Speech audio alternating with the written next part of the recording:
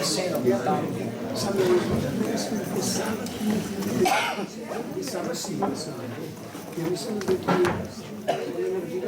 Danes je zadnji filozofski večer in je tudi zato pomemben, oziroma ima svojo mesto. Gotovo, da je prav, da povem, oziroma da se zahvalim Lukonu, da me nekoč povabil k tem večerom. To, kar je bilo narejeno, je bilo nekaj izjemnega. Za te kraje prav to. Česa podobnega pravzaprav ni bilo, saj jaz se ne spomnim, da bi bilo kje v Sloveniji kaj takega v teh časih pa sploh ne.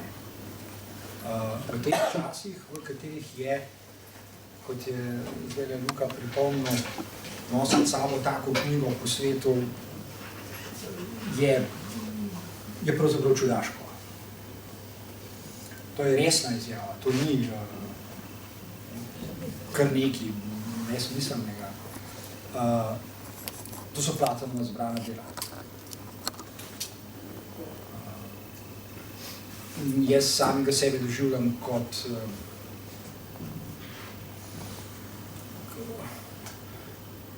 pravzaprav kot nekoga, ki se na trenutke sprašuje, kaj pravzaprav tukaj sploh še dela.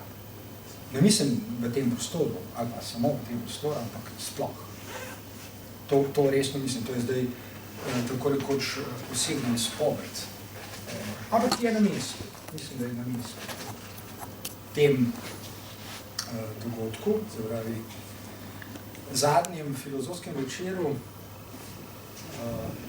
dejstvo je, to je empirično dejstvo, in seveda to vejo knjižničarji še bolje kot jaz, da danes tako rekoč ljudje več ne berajo. Čeprav se zdi, da berajo, pa ni res. Če preštejete vse knjige, ki jih ljudje v enem letu v Sloveniji kupijo in preberajo, komaj pridete do številke 1,5 knjiga na prebivalca na leto. 1 do 2 knjigi rečemo. No, pa rečemo 2. 2 knjigi v enem letu. To je Platon napisal. To je napisal samo en filozof. Ukvarjanje s filozofijo je že zaradi tega danes videti kot nemogoč projekt. V resnici si je težko predstavljati slehernika, ki bi, naprimer, tako knjigo kupil in je potem ne bi bil doma zato, da bi odložil kakšno omaro, ampak bi jo res študiral. Jaz si ga težko predstavljam. Ne trdim, da ga ni. Sam trdim, da si ga težko predstavljam. In pravim, to je kar pomembno za obeležitev tega, kar se je tukaj dogajalo v zadnjih, vse ne vem koliko let, 6. Koliko? 7.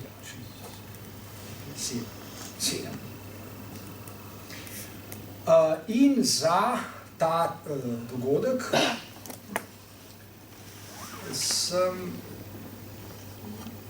kar je pravzaprav bolj naključje, ni bilo tako mišljeno, je bolj naključje, ker ravno zdaj študiram ene stvari, se je lotil enega zelo neko kompleksnega dogodka. Enega dogodka, samo enega dogodka, ki ima potem še eno sporednico. In ta dogodek je pravzaprav izjemno kratek, je izjemno zgoščen. Ta dogodek je izjemno nenavaden, zato je tudi prišel v zgodovino in s tem dogodkom se je ukvarjalo na stotine, čisto mogoče, na tisoče ljudi. Na tisoče ljudi se je ukvarjalo z enim dogodkom, da bi ga dojeli. Da bi ga dojeli v vseh razsežnostih, ki jih ima. To je osupljivo. To je osupljivo, zlasti osupljivo, ker se je ta dogodek zgodil pred 2000 let. Zdaj pravi, 2000 let se gotovo na tisoče ljudi, nihče si mogel prešteti, ampak gotovo je tako, ukvarja z enim dogodkom in ga skuša dojeti, skuša ga razumeti. In to je že nekaj izjemnega. Se človek se vpraša, kako je mogoče, da se ob enem samem dogodku toliko ljudi, toliko časa ukvarja in ne boste naleteli danes, na primer, na monografijo ali razpravo, ki bi lahko potegnila črto in bi avtor ali avtorica rekel oziroma rekla, zdaj nam je pa jasno. Tega ne boste doživeli. Vsaj trenutno to še ni mogoče. Zadnja knjiga o tej temi je šla pred nekaj tedni. Pred nekaj tedni je šla in jaz sem jo preštudiral, sem jo prebral in danes bi spregovoril o tem dogodku, ki je pravzaprav tudi zadnji dogodek lahko bi rekli, ima status zadnjega dogodka v množici dogodkov. Ima status zadnjega. In tudi zaradi tega ni naključje, da se toliko časa, toliko ljudi ukvarja z njim. Če zlasti je pomemben, torej, ker je zadnji. In obstaja, torej, kot rečeno, še ena vzporednica, zaradi katere je ta dogodek še bolj nenavaden. Dejansko je, kot bo razvidno, še bolj kompleksen in je o njem treba razmišljati še več. Zato je tudi tale knjiga tukaj, da jo bom citiral. Naslov tega večera bi bil lahko za koga sporen, lahko bi se kdo oglasil in rekel, da je šovinističen, češ, da izključuje ženske. Ta ugovor bi bil zgrešen. Če bi se pojavil, bil zgrešen, kajti, kot bo razvidno, je zadeva mnogo bolj kompleksna, kot se zdi na prvi pogled. Češ, da bomo govorili o dobrih možeh. Prav gotovo bomo govorili o enem možu in potem še o enem. In razvidno bo, da je vsaj eden od obeh storil nekaj, kar je spravilo številne interprete, številne razlagalce v svojevrstno zadrego in so mu med njimi nekateri tudi učitali, češ, da je njegovo vedenje celo, torej, da je premalo moško, da se je poženščil, kot se reče. Na tistih časih je bilo to videti za razlagalce čisto primerna kritika. Danes je vsaj videti bistveno drugače, čeprav je vprašanje, če je res. Zelo veliko vprašanje, če je res kaj drugače. In upam, da bo tudi to videti.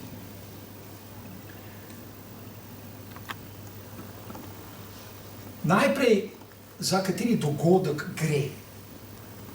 Gre za Jezusovo molitev. Gre za Jezusovo molitev v vrtu Getsemani, kjer preživlja zadnji večer. Kjer preživlja svojimi učenci, ki spijo, to je zelo poudarjeno, da spijo. Jezus ne spi in moli. Dogodek, torej strogo vzeto, je molitev, še bolj natančno, gre za neko nenavadno izjavo, oziroma gre za več variant, ker so pisci evangelijev uporabili več različnih izrazov za isto. Pravzaprav gre strogo vzeto za eno samo izjavo. Za eno samo izjavo in za eno besedo. Za eno besedo. In to je supljivo. Za eno izjavo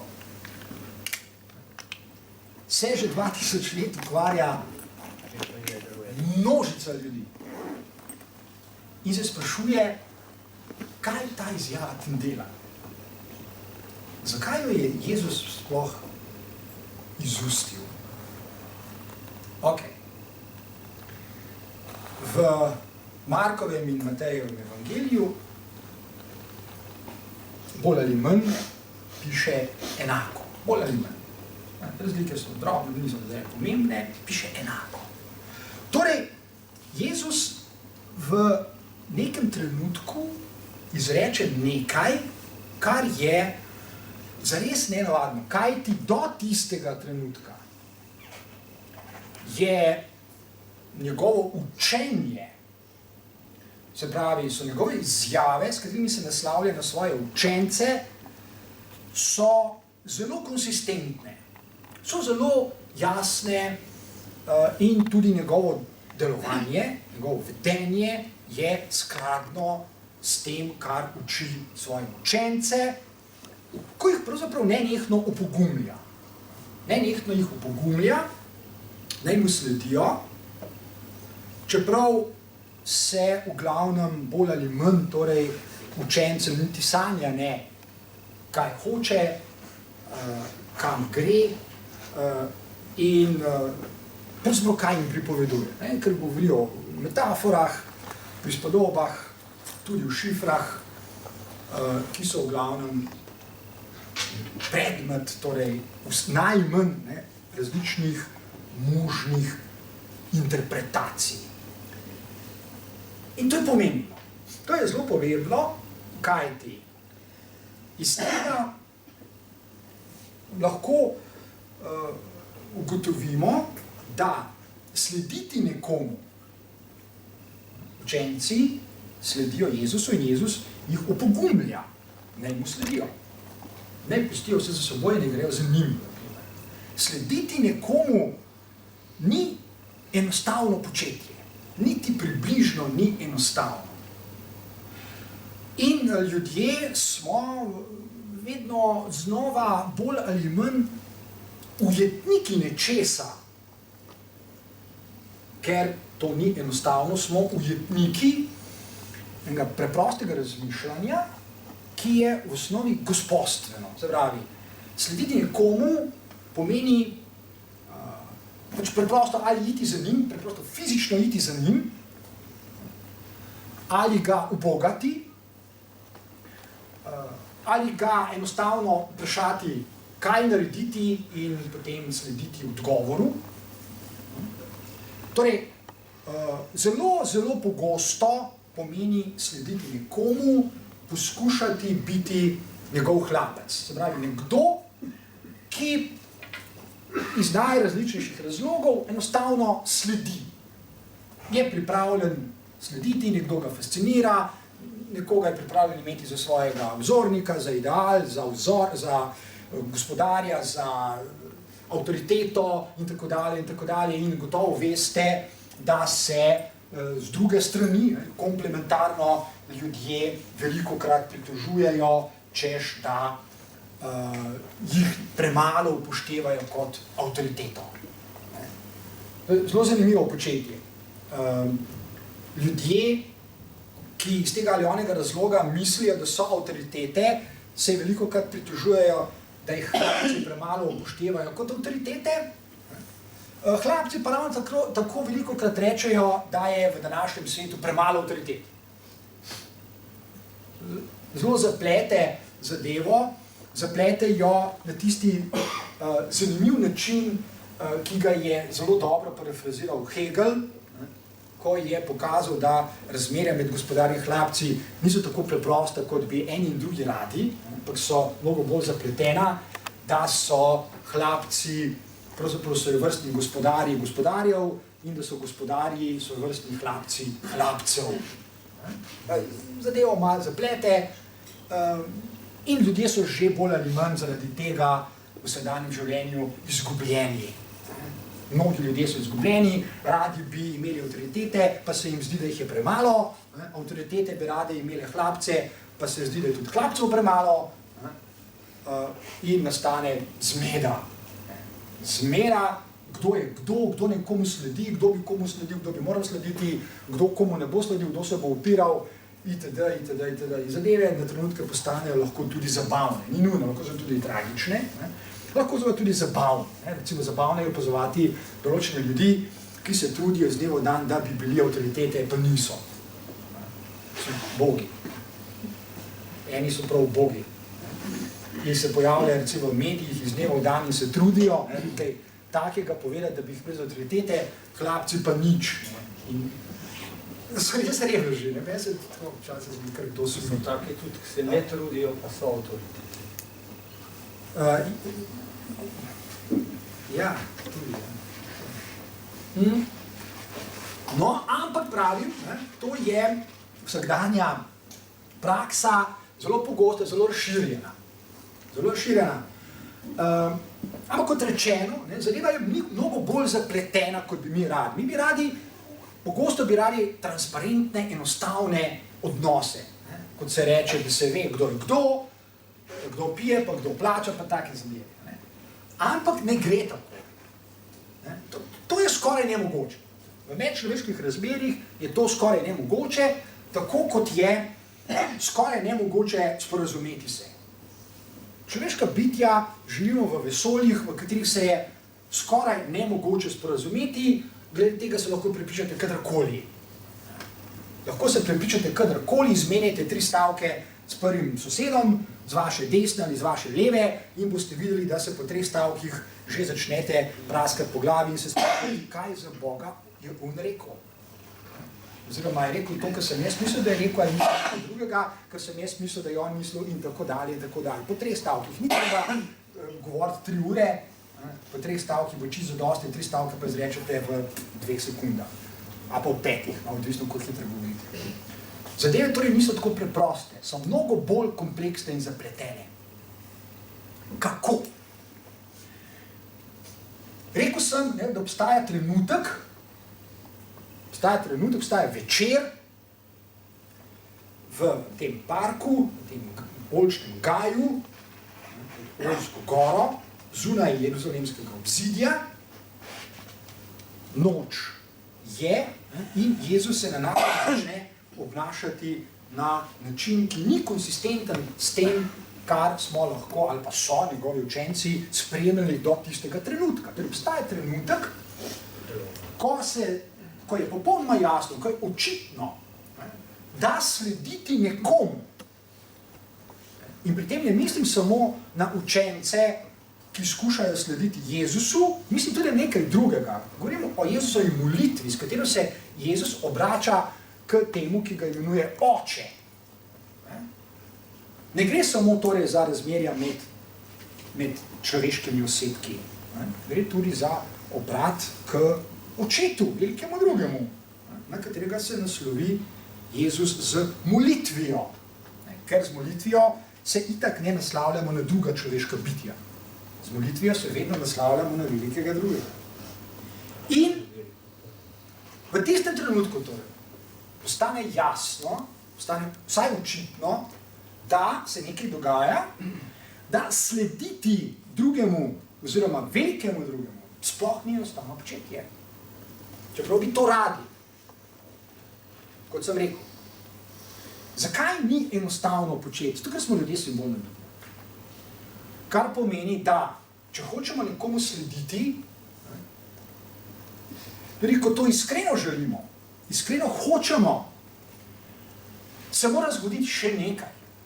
Namreč slediti nekomu pomeni znati razložiti pomen dejanj in besed tega nekoga.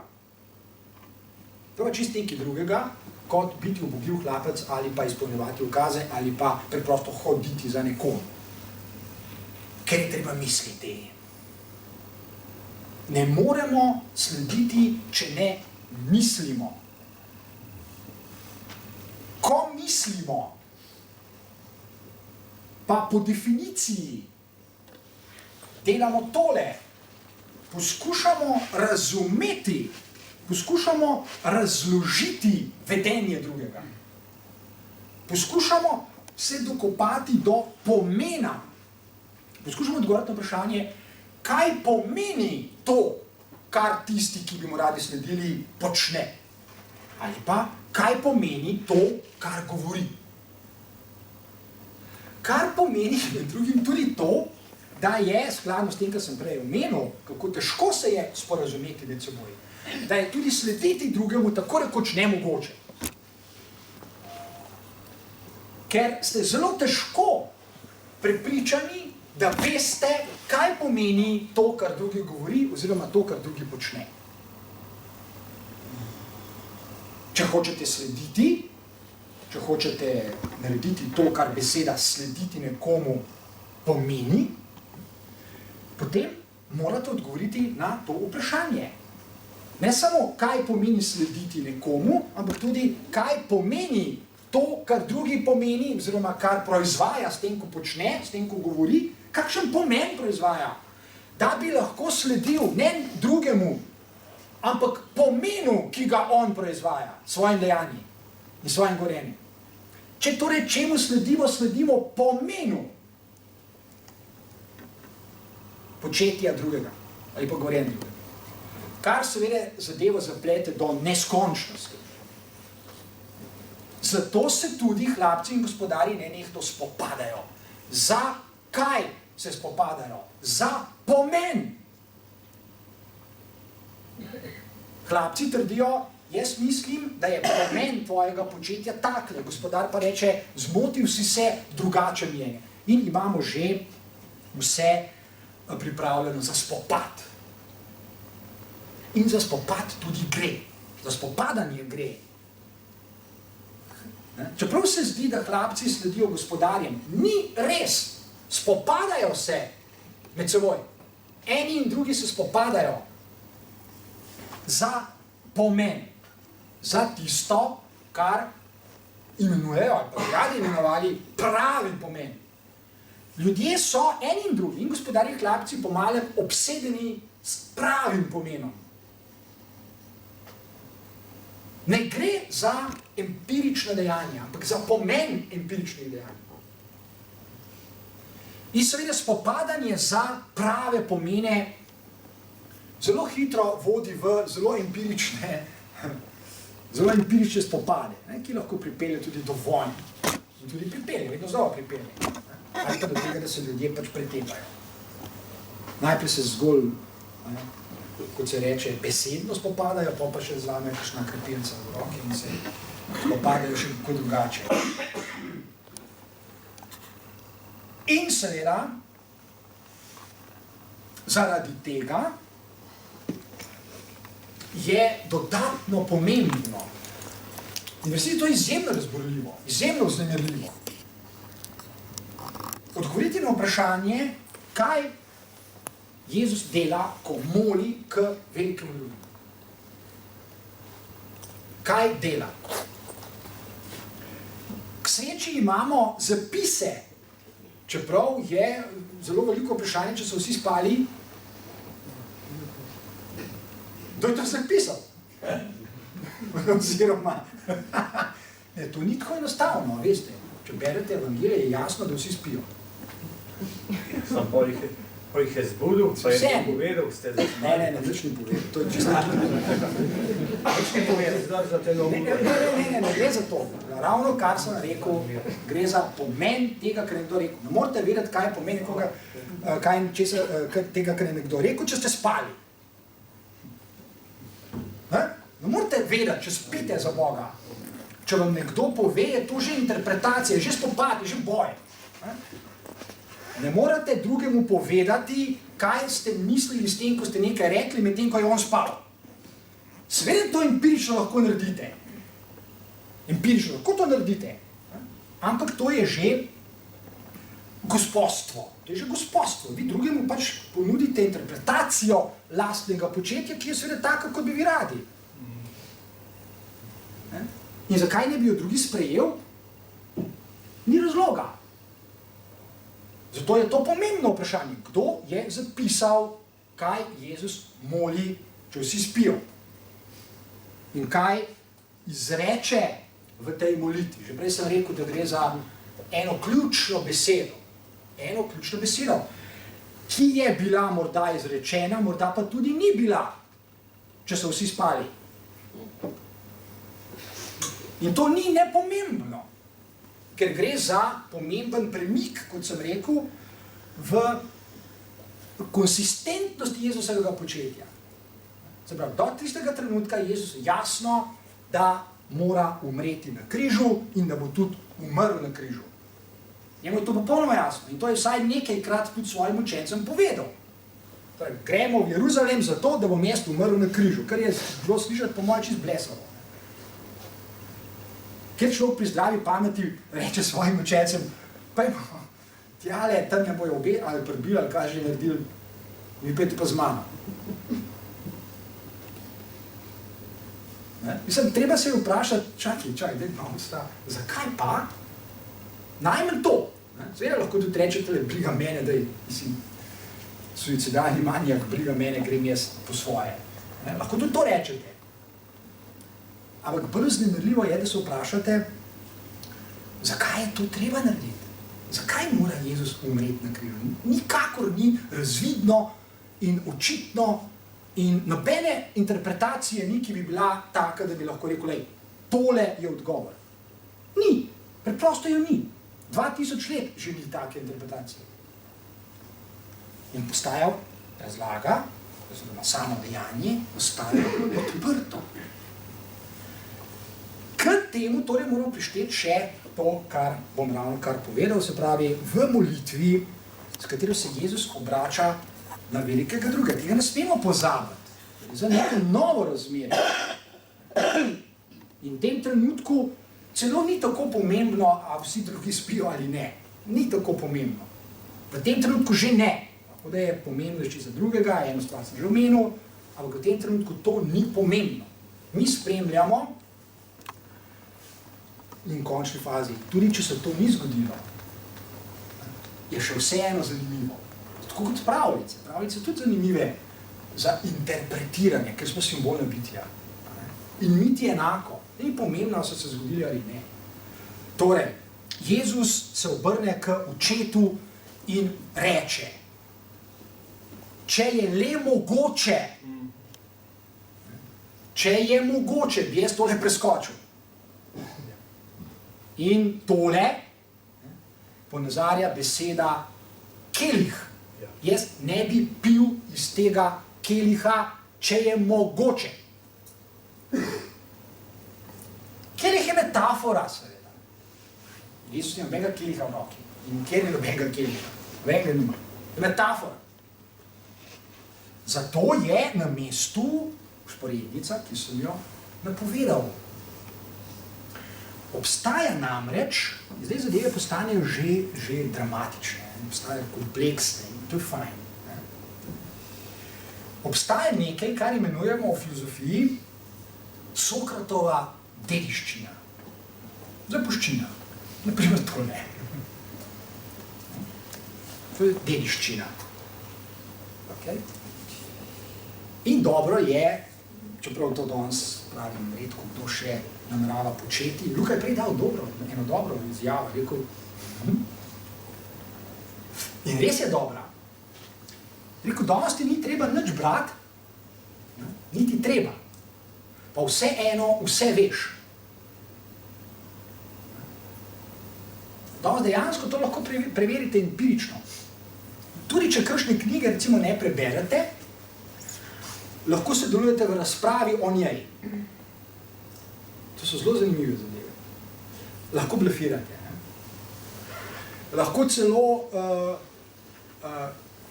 komentirate knjigo, ki jo sploh ni. Lahko si jo izmislite, ker bo zelo težko kdo šel preveriti. Če hočete kdaj narediti vtis nekoga, lahko celo rečete, ne vem, v zadnji znanstveni monografiji, ki je napisal Žbel, tako ljudje ne vejo, ali obstaja ali ne, je zapisan, potem sem čelil dol pa rekel, rečete, kaj je napisano. Ne, si lahko izmislite tisti hit, on the spot. In noben bog ne bo šel preverjati tega, ste lahko pripričani. Nekateri gradijo na tem, a veste, ni res, da sam magisterij prepisujejo, ne, pa se vmečajo, da so sam 5 stavkov prepisali. Prepisali so pa pravzaprav vse, samo računalniške programe, se nismo naumni za Boga. Če računalnik reče, da se 70% vaših stavkov ujema z sosedovim, potem tako tudi je. No, ne samo, da prepisujejo magisterije, ne, ali pa jih dajo komu napisati. Tako počnejo tudi to, blefirajo na veliko, in to včasih je prav zanimivo gledati, če si vzamete čas, ne, koliko kdo blefira. In o čem pravzaprav sploh govori, zlasti pa zakaj. Kaj bi rad dosegel pri svojih poslušalcih? Kaj pa preveriš, pa govori? Lahko. Zdravo pametno. Danes je to. V glavnem, a veste, to je pol tako, jaz imam alibi, recimo, jaz pa nesem Platona s sabo, rečem, tle ni benga blefiranja, glejte, v dialogu Kriton 43D piše tole. In to vsak lahko preveri, tamne, kadar če, vse imate gotovo, Platona zbrana dela. In to je pa dobro, zato ker obstaja Platonova, Sokratova dediščina. Dediščina je, vsaj ponovadi se do dediščine obnašamo spoštljivo.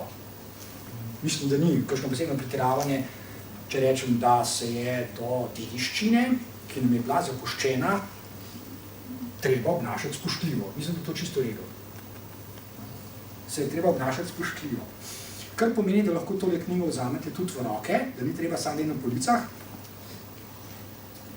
In recimo pogledate, kako teče debata na še en zadnji dogodek. To je zadnji dan v zaporu, ko Sokratovi prijatelji obiščajo, učenci obiščajo Sokrata in vsi vedo, da je zadnji dan. Da bo pač moral spiti strup iz keliha. Ker je bilo tako rečeno, ker je sodišče reklo, da pač mora. In seveda vsi vedo, da bo umrl. Okrog tega ni nobenega dvoma. Kot tudi tisti večer, približno 400 let pozneje, ni nobenega dvoma, da bo Jezus kmalu umrl na križu. Ni. Čeprav ni čisto tako. Ni čisto tako. Zanimivo je povedati kakšen alternativni scenarij. Malo za hec, malo pa tudi za res. Mislim, da je poanta, da obstaja poanta. Namreč, kaj pa, če bi bil Ponci Pilat razsvetljeni filozof? In ko privedejo Jezusa k njemu, udarite eno filozofsko razpravo. Saj pravzaprav skoraj stajo. O tem sem predal pred kratkim, nekje v eni drugi knjižnici. George Agamben je napisal o tem izjemno knjižnico. O tistih nekaj stavkih, ki si jih izmenjata Ponci Pilat in Jezus. Izvrstni stavki. Celo Ponci Pilat, ki je bil vojak sicer, zastavi nekaj dobrih vprašanj. In Jezus ponudi nekaj izvrstnih odgovorov. Ampak recimo, da bi bil Ponci Pilat še za dlako bolj razsvetljen, bil filozof. In se ne bi šel v raznih štosov, koga ne izpustimo, ali tega, ampak gre, samo speljte se njih. Jezus je, ne vem, moj brat po krvi, ali ne vem, po čem že, bi se spoprijateljila, on bi ga zaščitil. A to ne bi bilo mogoče? Zakaj pa ne? Zakaj ne bi bilo mogoče? Se je toliko manjkalo, se v končni fazi Ponci Pilat najprej reče, jaz ne najdem krivde na njem. Se to reče. Se pravi, samo toliko manjka, da se, če sem zdaj malo ironičen, da se pravzaprav Jezus ne bi išlo. Kako pa on ve, da ga je res pribil na križ? Kako on to ve? Moje poslanstvo je, da umrem na križu. Kako je lahko prepričan, da bo umrl na križu? Sicer je, ampak za nazaj lahko biti general. Prerokba je bila. Ja, prerokba je bila. Lahko se uresniči ali pa ne. Pri Sokratu je drugače. Pri njem je že sodba izrečena. Tam nobenega dvoma, bo umrl ali ne. Zadnji dan. Pa ga res ni. V zaporu je.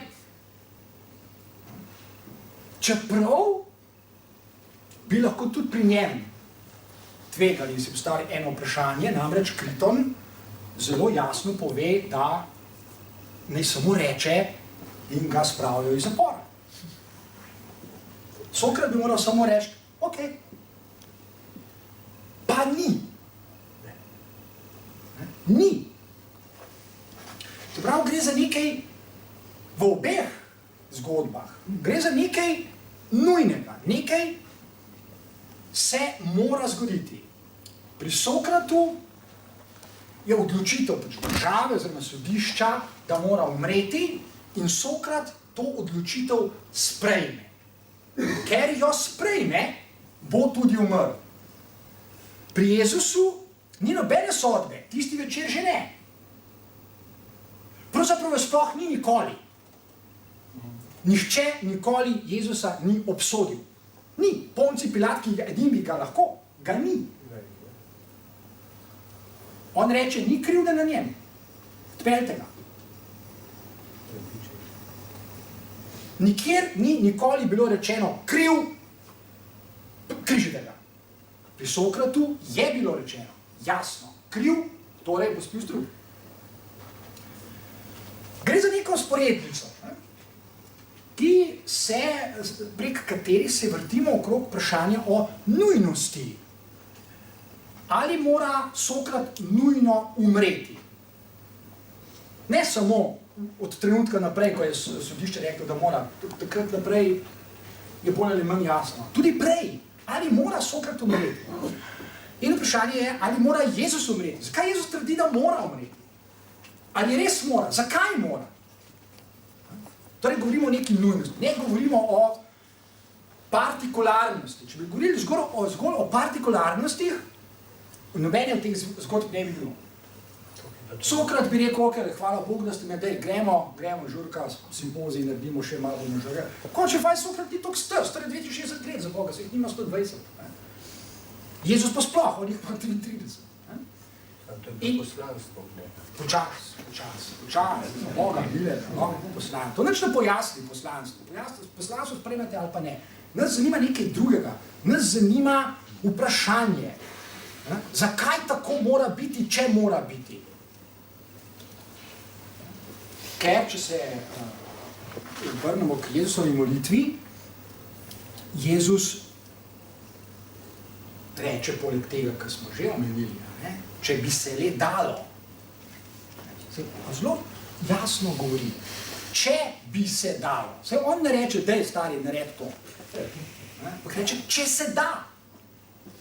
Saj ne reče niti, da se da, niti, da nujno tako mora biti. Ampak reče, oče, če se da, bi jaz tole preskočil. Ne bi zdaj jaz ne preveč krvavega pota, pa vsa ta jajca, pa križ, pa bičajo me, pa denih brez veze. Ne reče tega, ne? Ampak če se pa da, bi jaz preskočil. In potem reče, ampak ne po moji volji, po tvoji. Po tvoji volji. Ampak temu pol še pride. Zadeve so zelo precizne, zelo natančne. In zato jih moramo tudi tako tako izmisliti. Torej, če se da, Jezus se torej sprašuje, ali je res absolutno 100% nujno. Mogoče se pa še da preskočiti in da ne bi pil iz tega keliha.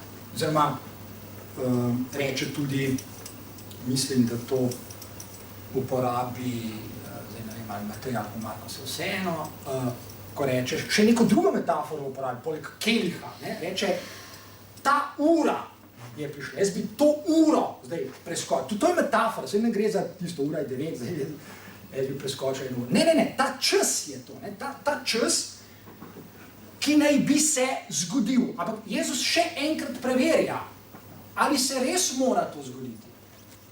Čeprav je do tistega trenutka, kot rečeno, absolutno prepričan, da se mora. To je pomembno, to je zelo pomembno.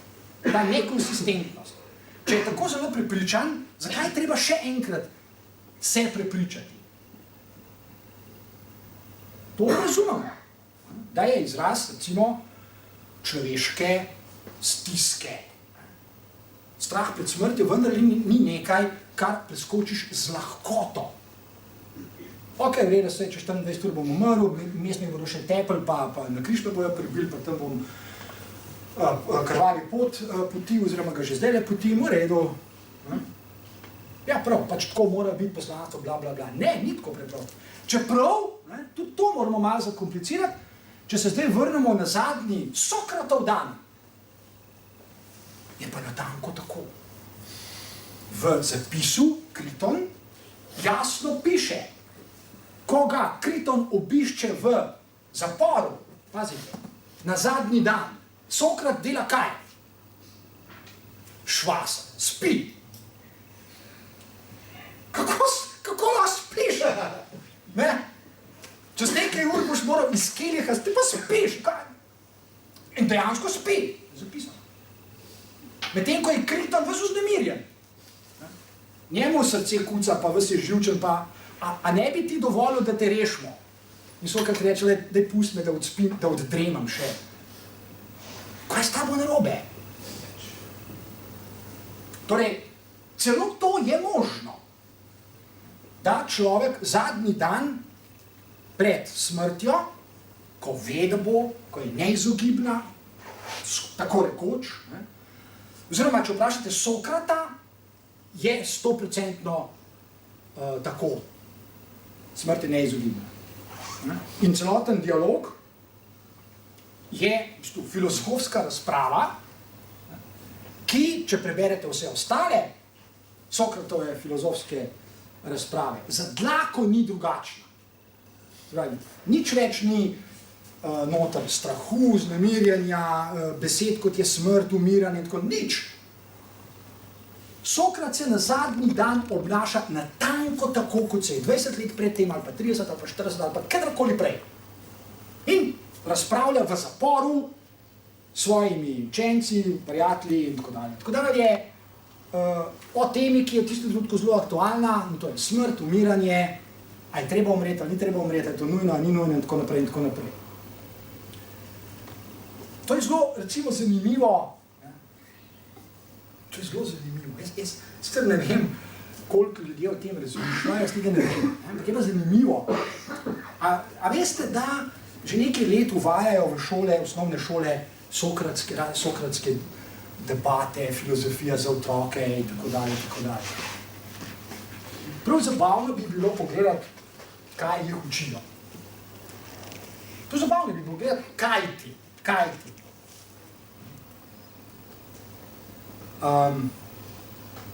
Samo en poudarek, teh je, ne vem, če ti na nogo pari, teh je predvsej kjer, samo eden. Filozofija za otroke, super. Sokratski dialogi v šolah, ne bi se zule. A se kdo norce gleda? Kaj so en poudarek, ko smo pri tej temi? Kriton ga sprašuje in Sokrat v enem trenutku reče natanko tole. To se vplivamo. Pravi.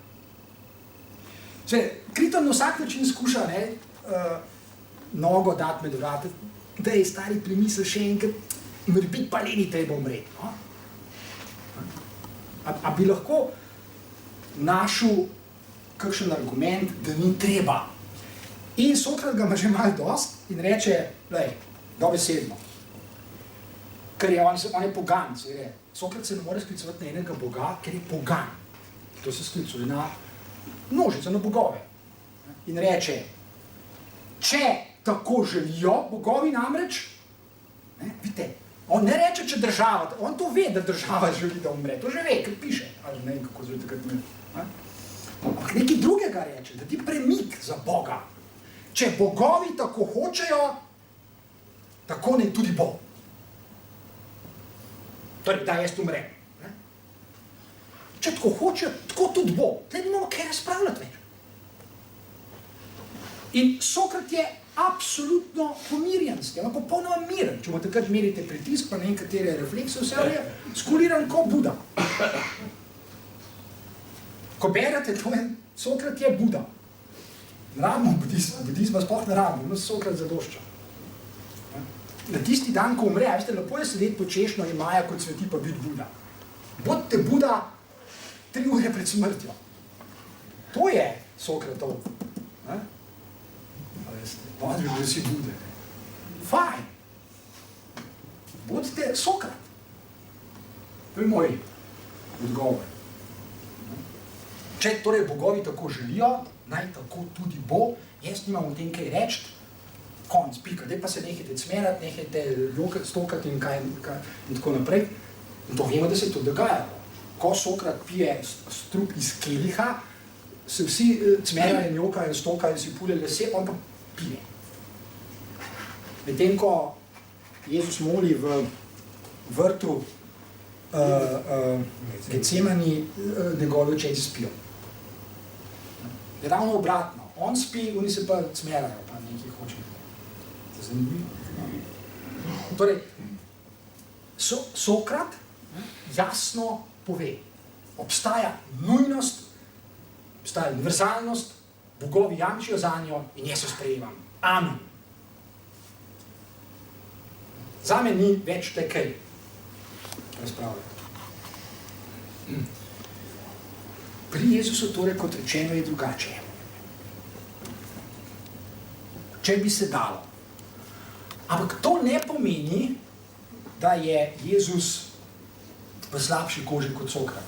Ne pomeni tega.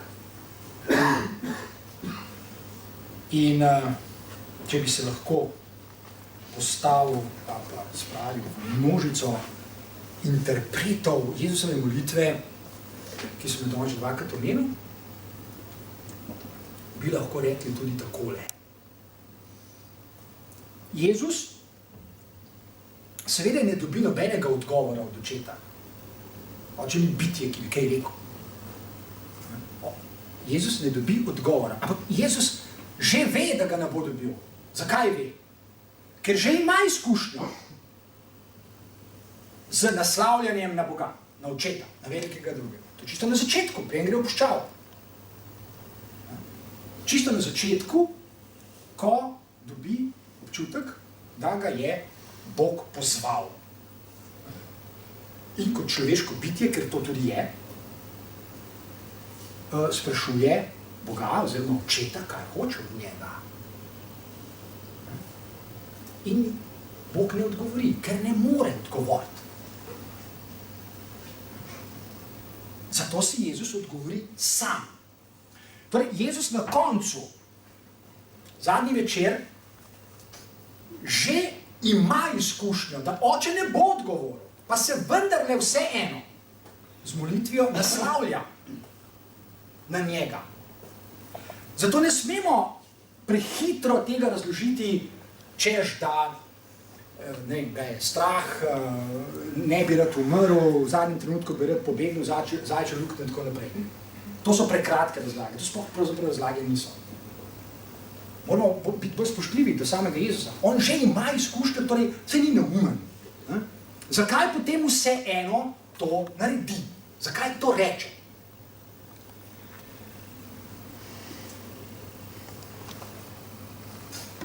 Odgovor na to vprašanje bi lahko zasnovali skozi zelo precizno razmerje med tem, kar imenujemo volja pravi. Posameznikova volja, človekova volja, človeška volja.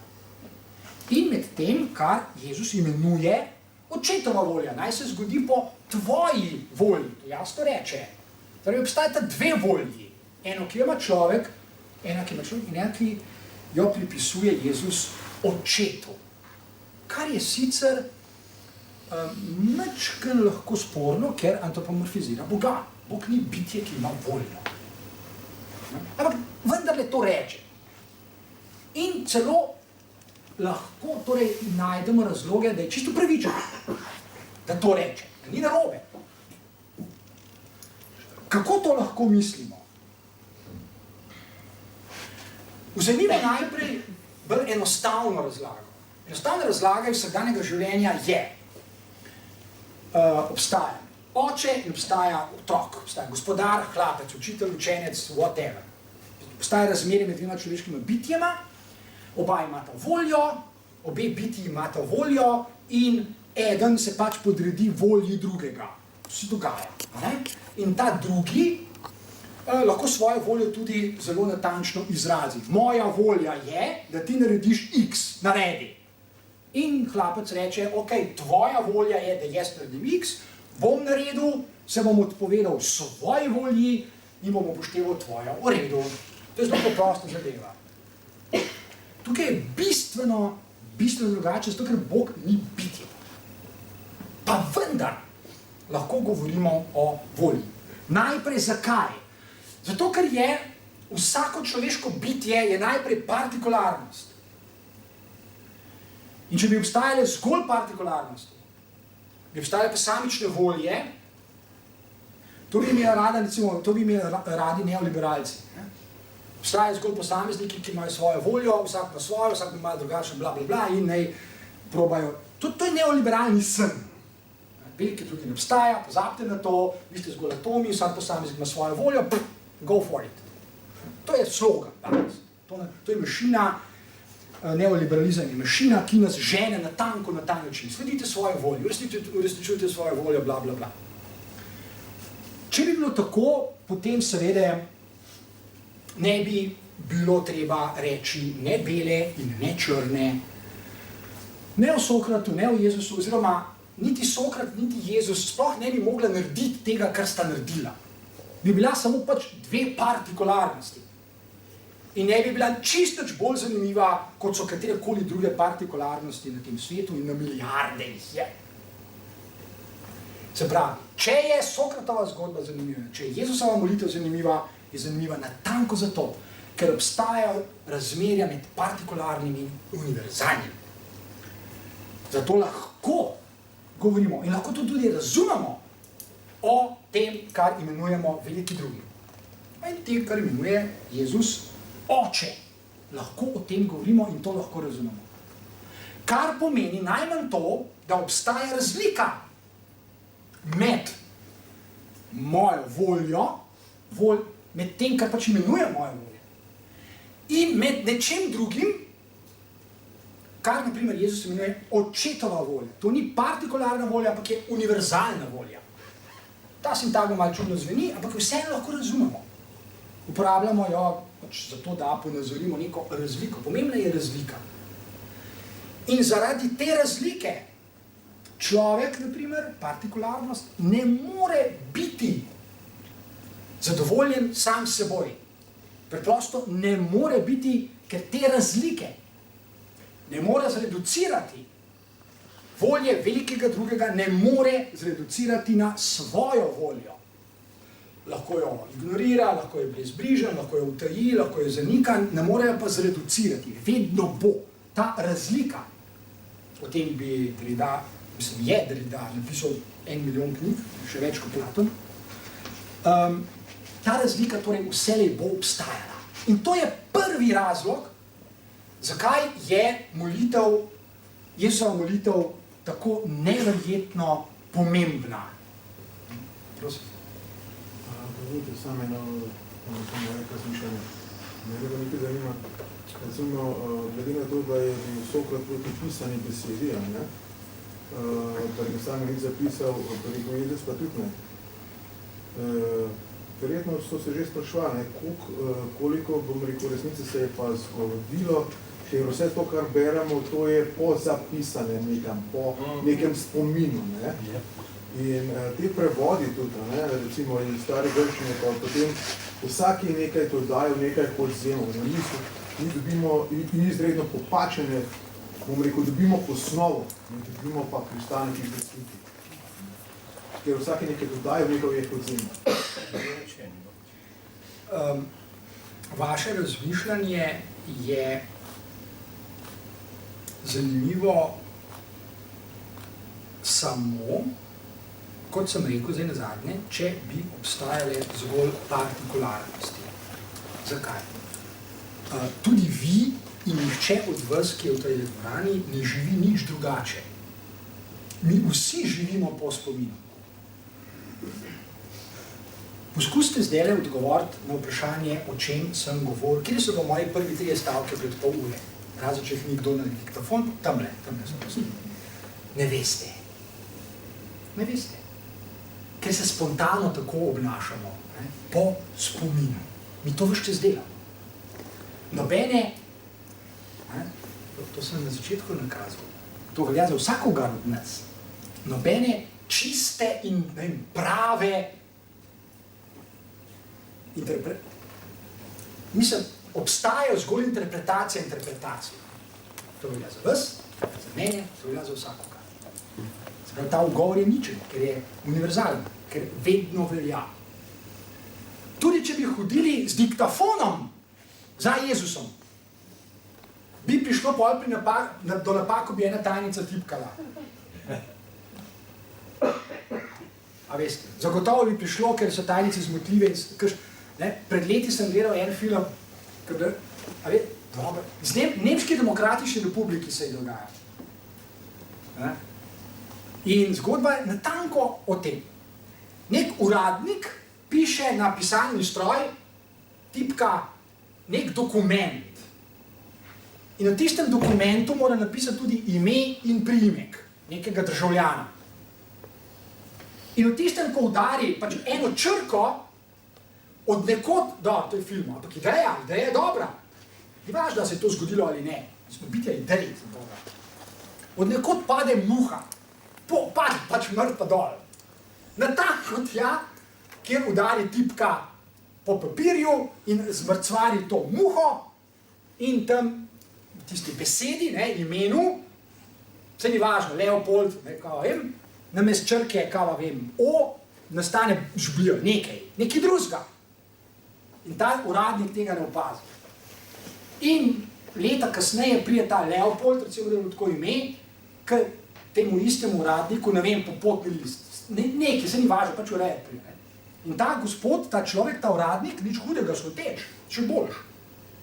Ni naredil narobe, namenoma. Gleda v dokumente te svoje, ki so bili, ker je bila to policijska država, avtoritarna, to vse nedančno podpisano. Ni bilo. In ga ne najde, reče, vi ne obstajate. Dobesedno tako mu reče, vi ne obstajate, kar on reče, a se vam zdi mrtev. Ne zdite se mi mrtev, ampak vas ni. Zakaj vas ni? Zato, ker vas v dokumentih ni. Obstaja nek drug. In potem se ta človek pač spopada s to birokratsko mašinerijo in poskuša dokazati, da vendar obstaja. Seveda, mene čist nič ne bi zanimalo, če bi se zdaj tukaj Jezus inkarniral, ali pa Sokrat, pa bi rekel, čakaj, Kriton je to že napisal, pa Platon, zdaj sem tega rekel. In bi mi lahko rekli, dragi moj Sokrat, a ti sam veš, kaj si rekel? Se ne veš. A veste, ker med tem se je rodil še Freud, ki je med drugim tudi pokazal, da obstaja nezavedno. In smo vsi v istem čovnu, s Sokratom in Jezusom vred. Ampak to ni oteževalna okoliščina, ampak je olajševalna. Ker če smo vsi v istem čovnu, odpade vprašanje, kaj je kdo zares mislil. To smo že prej rekli, tega imamo že v vsakdanjem življenju dost. Mi bi se lahko že česa naučili, po vseh teh teorijah in semantiki in semiotičnih teorijah in Umberto Eco in Freudu in ne vem, Saussure in kaj se. Lahko bi se že česa naučili, da ni pravih pomenov. da generiramo samo nove in nove in nove. In lahko bi se naučili, če bi pogledali kakšno tako debelo knjigo, recimo slovarji so ponovadi tako debeli, da imajo besede veliko pomenov, da praktično ne obstaja niti ena beseda, ki bi imela en sam pomen. Ne obstaja. In lahko bi se naučili, da je Ferdinand de Saussure, ki je sicer imel čudno idejo, da bi rešil ta problem, pa ga ni mogel. Ampak tudi neodvisno od tega, da je de Saussure dokazal, da besede, ko jih uporabljamo, ko jih nizamo delamo stavke, da mi generiramo s tem pomene, mi jih ustvarjamo. Tega bi se pa že lahko naučili. Pomen ni inherenten beseda, pomen nastaja sproti. Zato mi lahko tako rekoč kadarkoli iste besede uporabljamo na drugačen način. Se pravi, mi z lahkoto dokažemo, ampak to je stvar nekih drugih sreča, da je jezik, ki ga uporabljamo vsak dan, po svoji naravi metaforičen.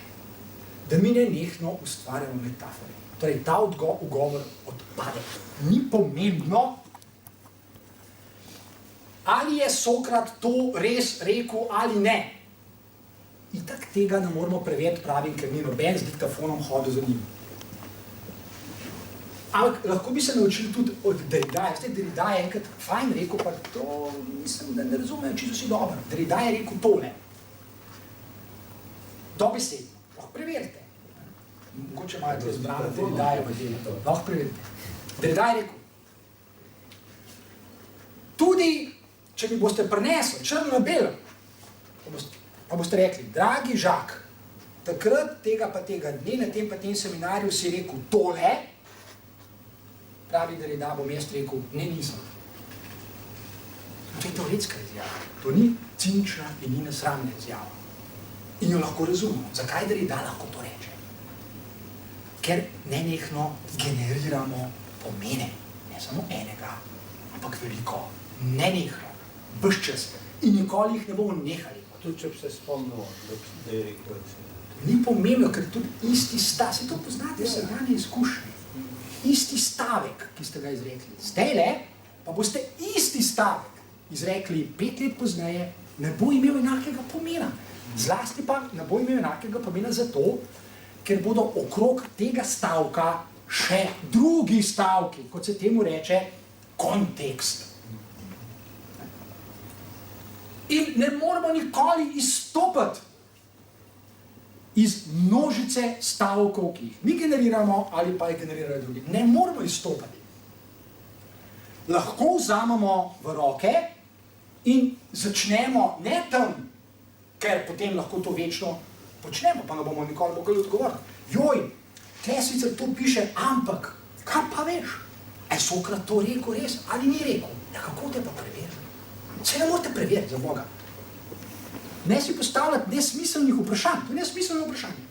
Na to vprašanje morate smiselno odgovoriti. Torej, mi začnemo tam, kjer je smiselno začeti. Strinjamo se, da je to standard edition, zato tudi obstaja standard edition. Okay? In rečemo, izhajamo iz tega, kar je zapisano. In lepota tega, drugače filozofija sploh ne bi bila niti potrebna, niti smiselna. Lepota tega pa je, da obstajajo stavki, na primer v taki knjigi, ki nam dajo misliti, ki niso kar neki. Zaradi mene tudi, če Jezus nikoli ni obstajal, je tisto, kar se imenuje Jezusova molitev, zaradi mene lahko tudi kdo iz Ljune to molil. Mene ne zanima kdo. Ker je tisti zapis sam po sebi tak, da nam daje misliti. Obstajajo zapisi, ki so recimo trivialni in nepomembni in nam nič ne dajo misliti. Obstajajo pa zapisi, ki nam dajo veliko misliti.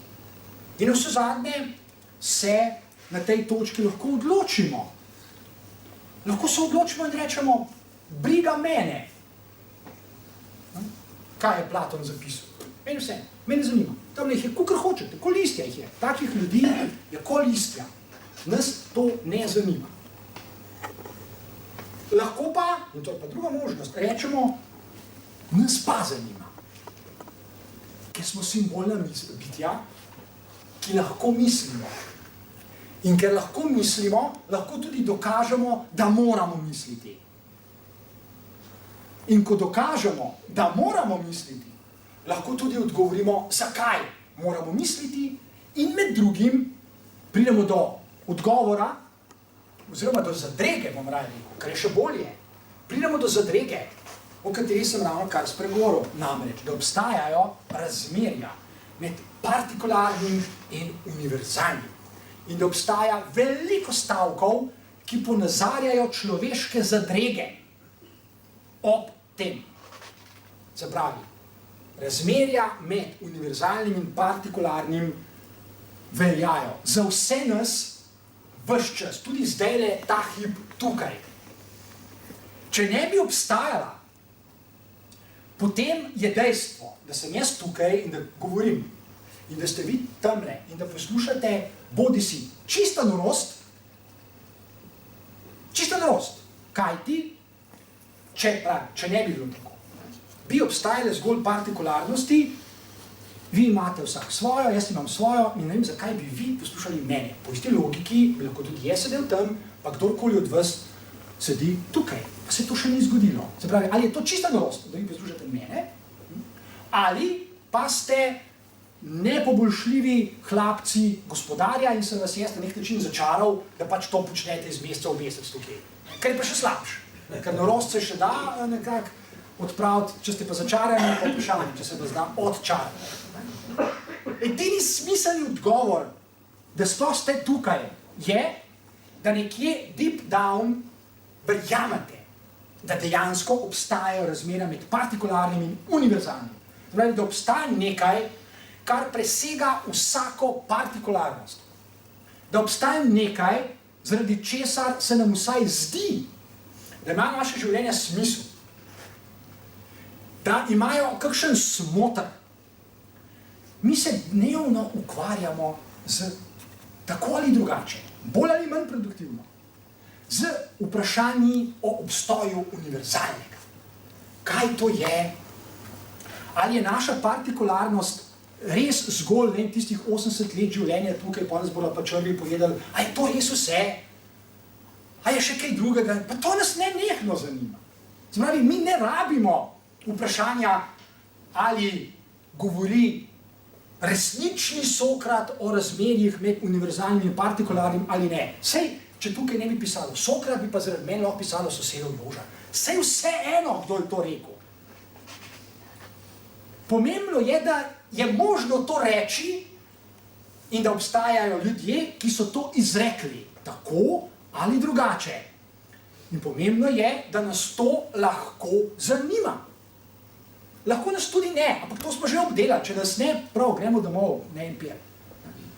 Če nas pa zanima, je pa to izjemno vznemirljivo početje. Vsaj zame je. Za vas pa tudi mora biti, ker drugače je norost, da ste tukaj. Ok, zdaj gremo lahko nazaj. Še enkrat. To, zaradi česar je filozofija sploh možna, zaradi česar je nastala in zaradi česar se sploh z njo ukvarjamo, je tole. Kar reče na nekem drugem kraju, večkrat naprej, v istem dialogu, Kriton reče Sokrat, ker Kriton ga nenehno sprašuje, skozi teži, skozi hoče, nekaj hoče. Kar je seveda zanimivo, zakaj bi on kaj hotel, on bo odkorakal iz zapora, čez par ur bo šel domov, Sokrat pa umrl. Ampak je zanimivo, morate reči, da je to zanimivo. To je pustolovščina za Boga. Za nas, ker nam je udobno. Mi smo zdaj tukaj, mi smo navarni. Saj miselna pustolovščina. In filozofija to je. Filozofiranje je tisto osupljivo početje človeških bitij, nekaj, česar živali ne zmorejo, ne? Da se lahko sprehajamo po miselnih svetovih, po mentalnih svetovih. In da jih ustvarjamo, na novo, spreminjamo, preoblikujemo. In da v tem celo najdemo zadovoljstvo. Ali pa užitek, naprimer. Če pa ne, pa seveda s tem lahko nehamo, pa smo kaj drugega. In, torej, malo naprej, Sokrat Kritonu reče še nekaj. Reče mu, odgovori mu, ko je očitno, da Kriton, če bi se dalo, bi Sokrat pobegnil. Če bi bilo po njegovem, bi ga rešili, bi šli domov in bi žurirali naprej. Če bi bilo po njegovem. Ampak Sokrat na to ne pristane. In zato mu v enem trenutku reče, dragi moj Kriton, zdaj ti bom pa povedal, kakšna je naša resnična dolžnost na tem svetu. To je še ena sintagma, za katero ni pomembno, kdo jo je izrekel, ker jo mi lahko razumemo. Mi smo simbolna bitja in ko jo Sokrat izreče, ko jo preberem, vsakdo od nas, ker ima možgane v glavi in tako dalje, pomisli, wow, zanimiva sintagma. Zagotovo. Zanimiva sintagma. Kakšna je naša resnična dolžnost na tem svetu? Aha, ker smo bitja, ki znamo razmišljati, ali to pomeni, da obstajajo tudi druge dolžnosti, ki niso tako zelo resnične. Ja, zagotovo, ker je to logično. Zakaj potem, oziroma takoj slutimo vsaj, da hoče Sokrat povedati Kritonu nekaj, kar presega vsakdanje partikularnosti. Vsakdanje partikularnosti bolj ali manj poznamo, vsi jih poznamo, kakšne so naše dolžnosti, da gremo v službo, da gremo v da vzgajamo svoje otroke, da hodimo v trgovino, da jemo, da se oblačimo, bla, bla, bla, bla, bla, bla, bla. To si poznamo. Nezanimivo. Če pa reče Sokrat, ok, jaz pa mislim, da obstaja še neka druga dolžnost, ki jo on imenuje naša resnična dolžnost, ali pa najbolj vzvišena dolžnost in tako naprej, potem pa reče, wow, to je pa zanimivo, dajmo pogledati, kaj Sokrat o tem lahko reče, pri čemer ni pomembno, ali je rekel ali ni rekel. Nas zanima samo, a bo to, kar bomo prebrali, vzbudilo kaj novega, kakšen nov občutek, kakšno novo idejo. Kaj mi pričakujemo od branja takih knjig, filozofiranja? Ja to, da nas bo filozofiranje popeljalo v nek drug svet. Mentalni svet, mi smo simbolna bitja, da ne nekdo poudarjal. Simbolna bitja smo. In mi želimo, mi hočemo, da nas nekdo popelje nekam drugam. Zato hodimo potopise gledati od nekoga, ki je bil nekje, recimo, zato gledamo filme, kaj pa je film drugega? 2-urni odhod v nek drug svet. In pa smo čist pametni, ali to je boljše, ali ni boljše, ali ni bolje, Drugačen je. To hočemo, vsi, taka je naša želja.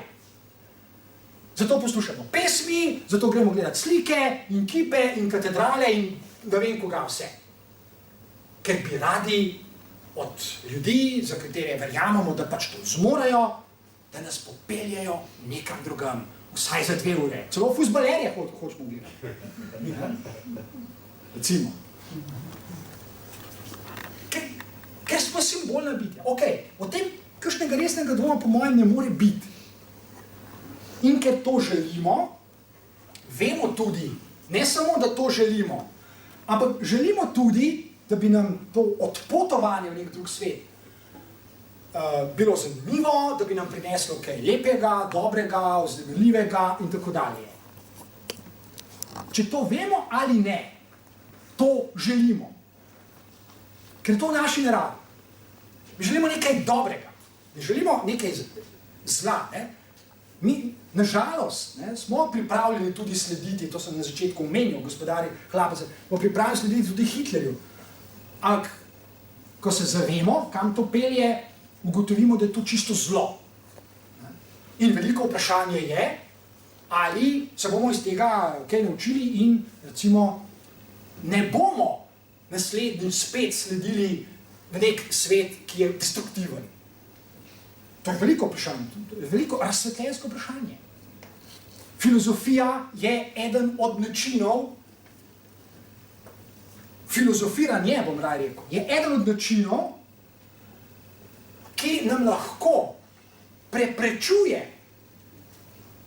odpotovanja v take svetove, ki so destruktivni.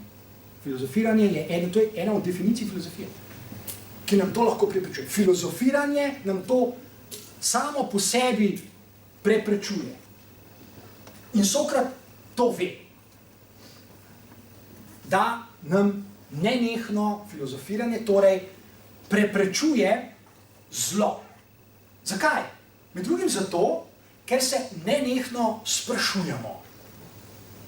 S tem smo pravzaprav danes začeli. Tudi Jezus se še enkrat v vrtu Getsemani vpraša, a je res to treba? Samo pomislite, če bi se lahko dovolj ljudi leta 1933, preden so oddali glasovnico za Adolfa Hitlerja, vprašalo, čakaj ti, a je res tale to, za kar ga imamo? In bi ugotovili, fakt, ni. Kakšen bi bil danes svet? Med drugim ne bi bilo holokausta. Pa se ni. Ni se dovolj ljudi takrat vprašalo. Pustimo zdaj zakaj. Dejstvo je, da se ni. Če bi pa se, in to ni zdaj abrakadabra, to so resnični alternativni scenariji, ki nam jih ponuja znanost, ki nam jih ponuja filozofija, ki nam jih ponuja umetnost. Dnevno nam ponuja alternativne scenarije, za katere lahko dokažemo, če jih natančno premislimo, da so boljši od scenarijev, po katerih sicer živimo. Se to ni nič takega. Mi lahko mislimo boljše scenarije. Zato sem med drugim, potem sem to že velikrat tukaj govoril, napisal knjigo Zaslon komunizem. Mene prav malo briga, kaj kdo reče glede komunizma. Da je bil, da ni bil, da je bil, da je bil zboj, da je bil. Mene sploh ne zanima. Ker je možno misliti na novo. Boljši komunizem. Komunizem sploh nikoli ni bilo. Ampak ga je mogoče misliti za Boga. Mi smo miselna bitja. Mene je najbolj groza ljudi, ki pristajajo na interpretacije, ki so uveljavljene. Kot, na primer, neoliberalni kapitalizem je najboljši sistem družbenega življenja ever, naj tako tudi ostane amen. Mene je pa groza tega. Ker lahko dokažem, da ni najboljši sistem ever. Ker je možno misliti boljšega. Zdajle, ne čez milijon let. Zakaj je mogoče misliti boljšega? Ker smo simbolna bitja. In to je pravzaprav na nek način vse. Mi smo, hočeš nočeš, idealisti. V strogo Platonovem pomenu besede. Kar pomeni, najprej so ideje. In te ideje lahko mislimo. Potem je šele empirija. Ko probamo pač nekaj narediti glede tega, kar smo premislili. Če obstaja kakšna radikalna človeška praksa, potem je to razmišljanje. In zato ima Sokrat prav, to je konsistentno, kar reče, naša resnična dolžnost na tem svetu je, da postavljamo vprašanja, da si zastavljamo vprašanja in iščemo argumente za ideje, ki jih imamo, ki jih želimo zagovarjati in tako naprej, da torej iščemo argumente. In potem v nekem drugem dialogu, lahko preskočimo takoj, drug dialog, ki se zgodi v drugem času, davno pred tem, da je bil zadnji, Sokrat v nekem drugem, Sokrat doda, oziroma mi lahko to rečemo, saj on je to povedal že prej, ne? Pravi, ko se ukvarjamo kot misleče bitja, ko filozofiramo, lahko pridemo do sklepa, do ugotovitve, da je, pazite, to je izjemno zanimiv stavek in spet ni pomembno, a ga je rekel ali ga ni. Takoj se boste strinjali, da je ta stavek zanimiv. Tudi, če vam ne bi povedal, kdo ga je izrekel. Če bi bili zdaj eni gostilni, pa bi bili vi, recimo, resni sogovorci, tako kot ste, in bi jaz neki gostilni rekel. Ne, Sokrat je rekel, ampak tukaj sem prej omenil, bi blefiral. Jaz, kar mi je padla sjajna ideja na misel in bi rekel, wow, ja, kjera pa? Jaz rekel, citirajoč Sokrata, samo da tega ne bi povedal, da bi bolj pameten izpadel, ampak bolj frajer, ne? Ampak zdaj tega ne bom naredil, da bom citiral Sokrata. Ne? Okay? Sokrat pravi, pogum je oblika modrosti. Zato imam jaz rad filozofijo. Pogum je oblika modrosti. Modrost že je pogum. Modrost ni zbirka pametnih stavkov, ki jih ima lahko vsak šalabajzer. Ker gre to skupaj. To sta dve dimenziji istega. Filozofirati, dokopati se, recimo, do vpogledov, do razumevanja, do modrosti, in ko pridete do modrosti, ko ste recimo lahko prepričani, da ste prišli, da ste modri, ste zagotovo tudi pogumni. Ker gre to skupaj, ker pogum je modrost. Se pravi, vas je filozofiranje, iskanje modrosti že tako spremenilo, da v tem je moč idealizma in idej. Ukvarjanje z idejami vas ipso facto empirično spreminja vsak dan.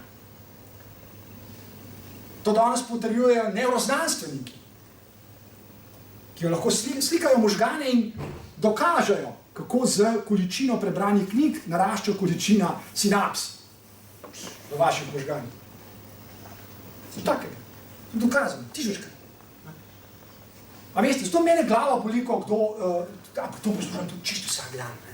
Ja, ti, ki se ukvarjajo z idejami, ne, mi pa želimo v konkretni vsakdanji praksi, ja, veš, je treba en cegle prekladati, pa ne vem, asfalt polagati, to je tisto ta pravo. Sploh ne vem, kaj govorim. Saj tudi, če hočete en sam cegel postaviti, morate najprej imeti idejo kam. Pa zakaj? Pa kako? Naprimer, da bom stal približno, kako mora biti, malite dati zraven. Ljudje sploh ne razmišljajo za Boga, kaj govorijo. Najprej so ideje. In ideje spreminjajo ne sam svet. Ideje spreminjajo vas sami, oziroma vi se spreminjate, ko se ukvarjate z idejami za Boga. Boljše prakse je sploh poznamne, bolj produktivne. Samo pomislite, kaj pomeni biti pogumen in moder. Če to danes sploh še kaj šteje. Se jaz ne vem, če to sploh danes še kaj šteje. Ampak v Sokratovih časih pa je. Prosim. To bo sam še malo smeka, ker smo pri tem, ne? Ja, dajmo se še malo smeka. No, to pomeni, da jaz, bom rekel, nisem bil moder, ko sem bil toliko pogumen, da sem rekel to, da ste mi bili, bom rekel, razstar kot tebe. Ker jaz bi rekel tako, ne, dvomim, ker bom rekel, razmišljam, če tam več mislim. Vse je res to je čisto v redu. To je čisto v redu, ampak, ko se gremo filozofiranje, moramo biti pripravljeni na raztrganje. Na to moramo biti pripravljeni. Zato, ker smo vsi pod kožo krvavi in imamo radi svoje partikularnosti. Zato je dobro imeti okrog sebe kakšnega Sokrata, ki vam ne dovoli dihati tako, kot recimo Kritona ne dovoli, ali pa je dobro imeti drugega, da se skozi recimo, filozofiranje v nekem smislu, Heidegger bi temu rekel destrukcija, Jacques Derrida bi rekel dekonstrukcija, da se dekonstruiramo. Tam, kjer blebetamo neumnosti, je tudi prav, da se dekonstruiramo. Ali pa da nas. In biti pogumen med drugim pomeni tudi to, da smo zmožni oziroma sposobni, naprimer v javnosti reči, tole, kar sem ravno kar bleknil, je pa čista neumnost. Ker je pogum tudi modrost. Se pravi, tem je sicer malo paradoksa, ne? Ker če smo modri, pa zelo verjetno ni, da blebetamo neumnosti, ampak če pa nam že kakšna uide, pa zaradi modrosti ugotovimo, da smo bleknili neumnost, in imamo dovolj poguma, da rečemo, pesma, ne, to je pa res čista neumnost. Samo predstavljajte si, kakšen bi bil svet, če bi bilo več takih ljudi, ki bi to zmogli dnevno. Okay. To je boljši svet. No, sej. Zdaj pa še malo par minut. Torej, rad bi do konca vsaj to dialektiko razmerja med partikularnim in univerzalnim, med Jezusovo voljo kot človeškim bitjem in očetovo voljo vsaj artikuliral. Zakaj torej je upravičen Jezus, da reče to, kar smo povedali, ne? Da reče, da uporabi to besedo, recimo kelih, obstaja Sokratova dediščina, mi ne vemo, ali je Jezus poznal Sokratovo dediščino. Ne vemo. Mi ne vemo, a je bral Sokrata. Ne vemo. Mi ne vemo, a je vedel za njega. Čeprav je zelo verjetno, da je vedel. Mislim, zelo težko je, da ne bi vedel. Zlasti, če je živel med jeseni, ki so študirali na veliko grške avtorje. Ampak to ni zdaj tudi pomembno, a je vedel ali ni vedel. Ni pomembno. V glavnem uporablja torej to besedo. Kelih, iz keliha je Sokrat pil in on reče, če se le da. Kar seveda pomeni, če se pa ne da, naj se zgodi tvoja volja. Jaz se bom, ne, pazite, zdaj to bi pa rad poudaril, ne gre za to, da se Jezus podredi očetovi volji, ampak gre za nekaj drugega. In sicer, rekel sem že, da torej oče ne odgovori, oziroma on ni bitje, on ne odgovori na Jezusovo molitev, kar pomeni, Jezus kot partikularnost potrebuje očeta, ki zastopa univerzalno. Drugače se ne more dvigati nad lastno partikularnost. To je logično. Torej ga potrebuje.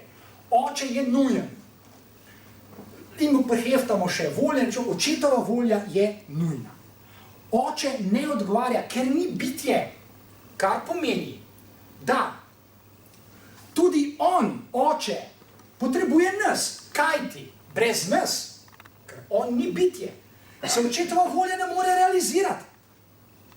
Torej, oče potrebuje sina, da se bo realizirala prek njega očetova volja. Ampak, in seveda sin potrebuje očet, to smo že ravno kar rekli, da se dvigne lastno partikularnost. Vendar pa se to lahko zgodi samo, če sin na to pristane. Ne, da se podredi, ne, pristane, se pravi sprejme. Če dojame, in Jezus je natanko to tudi storil, je dojel. Če dojame, da ga oče potrebuje, da se realizira to, kar se mora. In v tem trenutku Jezusova volja ni več samo njegova, je še vedno volja, ker brez njegove volje se ne more nič zgoditi. Ampak je tudi, njegova volja je tudi očetova in obratno. Ne gre za podreditev, ampak gre za to, da dve volji postaneta ena volja. Se to pa tudi prav, da je on v očetu, oče pa ni. Tako je. In v tem trenutku je Jezus pomirjen. In ko pridejo tempeljski stražarji, če berete nadaljne dogodke, ne, veste, da celo miri svoje učence in reče, pustite meče, ker nekdo potegne meč, ne, tole ne bo nikamor ne boste prišli, kdo bo meč potegnil, bo tudi z mečem pokončan, bla, bla, bla, torej, on je popolnoma skoliran, njegovi učenci tega ne morejo vedeti, kako so bo vmes spali. In logično nadaljevanje tega je, da Jezus na koncu reče, in to je tudi vsaj v enem evangeliju zapisano, da je dopolnjeno. Se pravi, ko ni več nobenega dvoma. Obstaja torej trenutek, ko ni dvoma, obstaja trenutek, ko je. Obstaja pa tudi trenutek, ko ni več. To je trenutek, ko je partikularno, umrljivo, smrtno, končno človeško bitje v svojem razvoju, duhovnem, naprimer, simbolnem, prišlo tako daleč, na svojem duhovnem razvoju prišlo tako daleč, da je dojelo, razumelo, spoznalo to enost, ki se lahko zgodi, enost med partikularnim in univerzalnim. To je trenutek, ko človek začuti, da on kot tak, kot pač pravi, umrljivo, smrtno biti in tako naprej, v nekem smislu ni več pomembno. Ko ugotovi, ko mu je popolnoma jasno, da se nekaj mora zgoditi, ker se preprosto mora zgoditi. In pristane na to, enostavno pristane. In tem je velika dilema, če bi dilema, mogoče veliko vprašanje, ali pa veliki izziv danes, veliki izziv človeštva pravzaprav. Če zdaj gledate recimo tale požar v mestu McMurray v Kanadi. In če ste ga gledali, en video ima naslov Welcome to Hell. Če gledate to je peklo. To je peklo na zemlji. To je gigantsko, to je na 1000 kvadratnih kilometrov gost in to gori, to ni, ne vem, to je 40-50 metrov visoki plemeni, to je, ne vem, jaz čez podobnega še nisem videl, mogoče tako Dresden gor, ko so ga bombardirali zavezniki. Torej, je, ne glede na to, kar je prej Luka rekel, in s čim se strinjam, da tudi, če nič ne berete, na nek način vse veste, ne, to sem jaz tudi večkrat rekel, recimo, zanimivo je, kakšne blesave podatke sem si zapomnil, pa si jih nisem hotel zapomniti.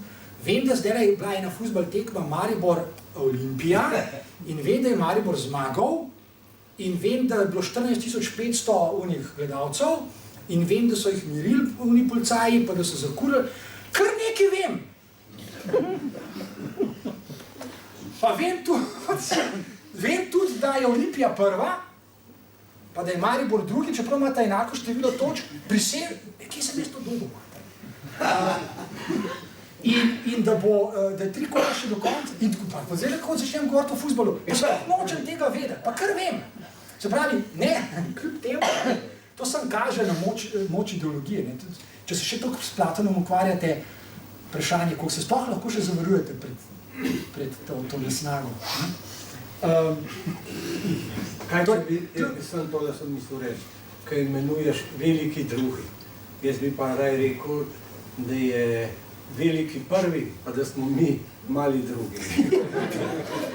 Prav, sem tve, lahko tudi.